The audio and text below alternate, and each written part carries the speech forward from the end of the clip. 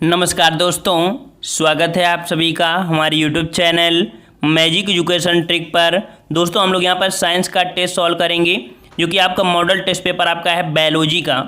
इसके पहले हमने यहाँ पर केमिस्ट्री के आपके कह सकते हैं मॉडल टेस्ट पेपर आपके सॉल्व करवा दिए हैं और उसके हमने प्लेलिस्ट भी बना दिया है। और ये आपके प्रश्न ऐसे हैं जो कि आपकी एग्जाम में 100% आपको यही प्रश्न देखने को मिलते हैं। चलते हैं यहाँ पर, अगर आप नए हैं तो चैनल को सब्सक्राइब भी कर लीजिए और प्ले लिस्ट में बने हुए सभी वीडियो आप देख सकते हैं। क्वेश्चन आपसे पूछा गया है कि निम्न में से किसमें माइटोकॉन्ड्रिया अनुपस्थित होता है। तो भाई माइटोकॉन्ड्रिया जो अनुपस्थित होता है किस में होता है, ये होता है आपकी जीवाणु में। किस में होता है, आपकी जीवाणु में। याद रखिए माइटोकॉन्ड्रिया का आपके बॉडी का पावर हाउस भी कहा जाता है। तो इस प्रकार से आंसर आपका यहाँ पर सी हो जाएगा। नेक्स्ट क्वेश्चन आपसे अगला पूछा गया है कि वास्तविक केंद्रक किस में अनुपस्थित होता है। तो वास्तविक केंद्रक किस में अनुपस्थित होता है, और ये भी आपका होता है आपकी जीवाणु में। ठीक है, जीवाणु में। इसी कारण कह सकते हैं आपका माइटोकॉन्ड्रिया भी अनुपस्थित नहीं था क्योंकि उसमें केंद्रक नहीं है। नेक्स्ट क्वेश्चन आपसे अगला दिया गया है कि सेल नाम किस जीव वैज्ञानिक ने प्रथम बार दिया था। अर्थात सेल अर्थात कह सकते हैं कोशिका की खोज जो की थी या नामकरण जो किया था वो किसने किया था। तो ये किए थे आपके रॉबर्ट हुक ने। कब किया था, तो आपकी 1665 ईस्वी में खोज की थी आपकी कोशिका की खोज। ठीक है, चलिए नेक्स्ट क्वेश्चन कहते हैं। क्वेश्चन आपसे अगला पूछा गया है कि कोशिका का ऊर्जा ग्रह अर्थात कह सकते हैं पावर हाउस किसको कहा जाता है। तो अभी हमने बताया था कि बॉडी का जो पावर हाउस कहते हैं वो आपके माइटोकॉन्ड्रिया को बोलते हैं। ऑप्शन राइट आपका सी सही हो जाएगा।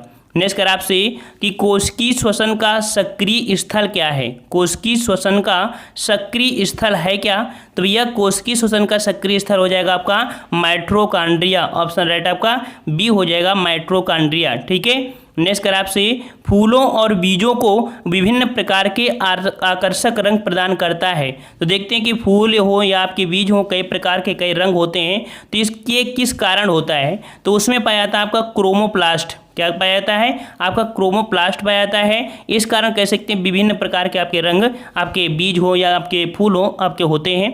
नेक्स्ट कर आपसे लाइसोसोम कार्य करता है। देखो लाइसोसोम कह सकते हैं, लाइसोसोम को प्रोटीन की फैक्ट्री भी कहा जाता है। ठीक है, और ये क्या करता है, जो आपकी अंतःकोशिकीय पाचन में सहायक होता है। किसके, अंतःकोशिकीय पाचन में सहायक होता है आपका लाइसोसोम। ऑप्शन आपका सी हो जाएगा।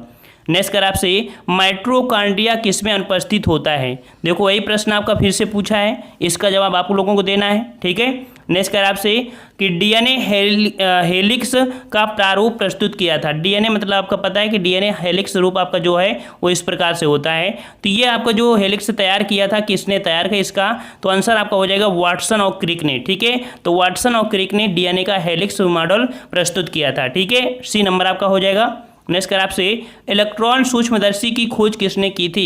इलेक्ट्रॉन सूक्ष्मदर्शी की खोज किसने किया था भैया, तो ये कौन किए थे, तो ये किए थे आपके ऑप्शन राइट आपका हो जाएगा यहाँ पर ए नंबर आपके नाल एवं रस्का ने। ठीक है, नॉल और रस्का ने यहाँ पर इलेक्ट्रॉन सूक्ष्मदर्शी की खोज किया था। नेक्स्ट कर आपसे जीवन का भौतिक आधार क्या है। जीवन का भौतिक आधार, तो भाई जीवन का भौतिक आधार जो आपका है वो आपका हो जाएगा ऑप्शन बी आपका प्रोटोप्लाज्मा। प्रोटोप्लाज्मा कह सकते हैं कि एक प्रकार का एक भौतिक और रासायनिक संयोग के हिसाब से एक गैसी है। ठीक है, तो ये आपका हो जाएगा प्रोटोप्लाज्मा। नेक्स्ट कह रहा है आपसे कि कोशिकीय व आणविक जीव विज्ञान केंद्र कहाँ पर है। कोशिकीय व आणविक जीव विज्ञान कहाँ पर है, तो ये कहाँ पर स्थित है भाई, ये स्थित है आपके हैदराबाद में। कहाँ पर, हैदराबाद में। ऑप्शन आपका डी हो जाएगा।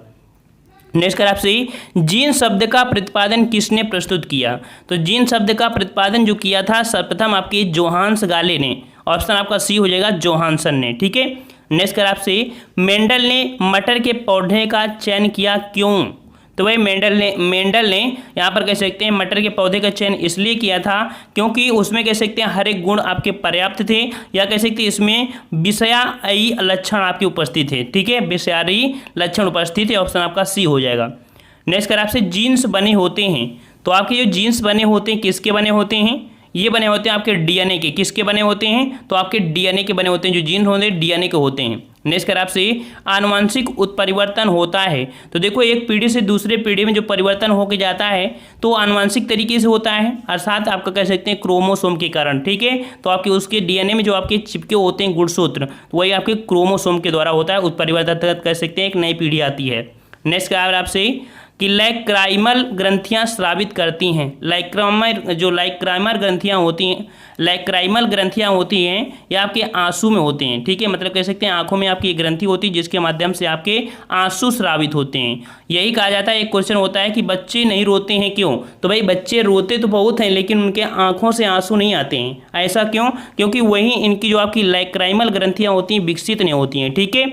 चलिए नेक्स्ट क्वेश्चन आपसे अगला पूछा है कि मनुष्य के शरीर में सबसे लंबी कोशिका कौन सी है।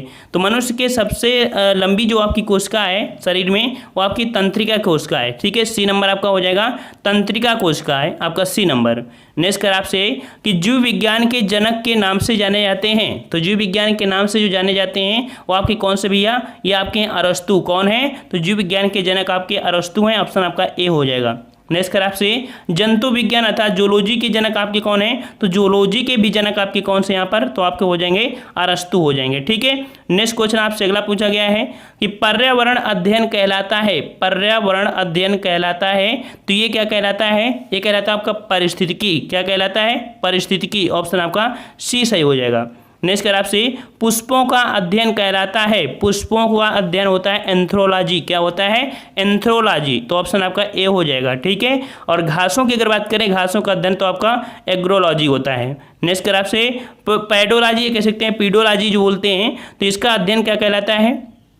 तो हम लोग पैडोलॉजी के अंतर्गत हम लोग कह सकते हैं कि आपकी भूमि का अध्ययन करते हैं अर्थात मृदा का अध्ययन करते हैं, ठीक है, बी नंबर। नेक्स्ट कर आपसे फलों का अध्ययन कहलाता है, फलों का अध्ययन कहलाता है क्या? तो फलों का अध्ययन जो कहलाता है वो आपको होता है पोमोलॉजी। क्या होता है? पोमोलॉजी, ठीक है, ये हो गया आपका। और नेक्स्ट क्वेश्चन का आते हैं, क्वेश्चन आपसे अगला दिया है कि माइकोलॉजी है, माइकोलॉजी है क्या है भाई? तो माइकोलॉजी जो है ये आपका कह सकते हैं आपका ये है कवक, ठीक है। क्या है आपका माइकोलॉजी? एक कवक अध्ययन होता है। नेक्स्ट कर आपसे पुष्पी पादकों को रखा गया है, पुष्पी पादकों को रखा गया किसके अंतर्गत? तो ये रखा गया आपकी ऑप्शन राइट आपका बी, आपके फैनरोगेम्स के अंतर्गत, ठीक है। पुष्पी पादक जो आपके होते हैं उनको किस में रखते हैं? आपके फैनरोगेम्स में रखते हैं, ठीक है। देखो पुष्प के सभी लोग फैन होते हैं तो इससे याद रहेगा फैनरोगेम्स। नेक्स्ट कर आपसे मानव की आंत में पाया जाने वाला जीवाणु कौन सा है? तो मानव की आंत में जो पाया जाता है जीवाणु वो आपका कौन सा है? तो ये जीवाणु आपका है ऑप्शन आपका बी, आपका एस्चेरिचिया कोलाई, ठीक है, एस्चेरिचिया कोलाई है, ठीक है, बी नंबर आपका हो जाएगा। नेक्स्ट कर आपसे आलू में मोज़ेक रोग का कारण क्या होता है? तो देखो आलू में जो मोज़ेक रोग हो जाता है उसका कारण क्या होता है? तो उसमें आपकी कह सकती हैं आपकी लग जाते हैं विषाणु। क्या हो जाता है? विषाणु हो जाता है, अर्थात विषाणु के कारण आपका आपके आलू में मोज़ेक रोग हो जाता है, ठीक है। नेक्स्ट कर आपसे कि कवकों द्वारा रिजर्व अर्थात संचित भोज्य पदार्थ किस रूप में संचित होता है?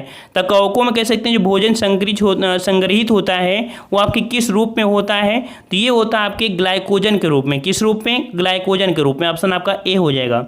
नेक्स्ट कर आपसे पेनिसिलियम या कह सकते हैं इसे पेंसिलिन बोलते हैं। तो पेंसिलिन की खोज की थी यहाँ पर अलेक्जेंडर फ्लेमिंग ने। और पेंसिलिन है क्या आपकी? तो पेंसिलिन आपकी जो बनाई गई एक प्रतिजैविक है जो कि आपकी कवक के माध्यम से बनाई गई, ठीक है, तो आपका सी नंबर हो जाएगा।